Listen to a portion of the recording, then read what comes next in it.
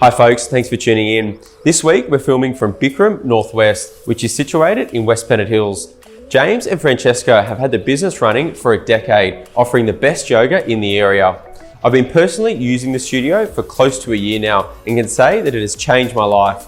I'll be sitting down with James in this week's podcast to discuss the journey of the business and the benefits of yoga. This is a special one, so make sure you tune in. Looking back into the market, and ever since the lifting of open homes and auctions, there's a real sense of optimism in the marketplace.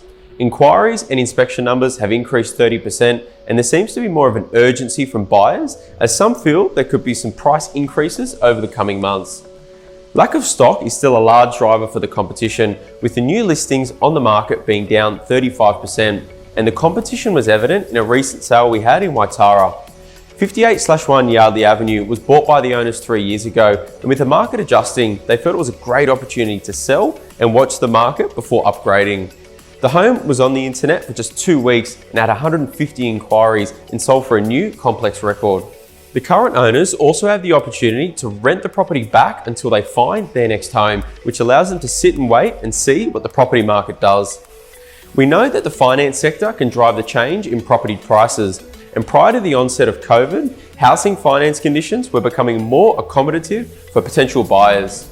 This was enabled through the halving of the cash rate between June and October 2019 and declines in the typical mortgage serviceability assessment rate from 7.3% in March to 6.3% at December 2019. Cash rate declines are also reflected in the indicated lending rates to March, which has been seen on this graph, meaning that things are just a little cheaper. Monetary policy and financial regulation have sharply shifted in response to COVID. Policies now focus around deferring the implementation of a more conservative lending environment, ensuring high levels of liquidity among lenders and ensuring low-cost debt to encourage spending. The RBA have adopted a record low cash rate of 0.25%.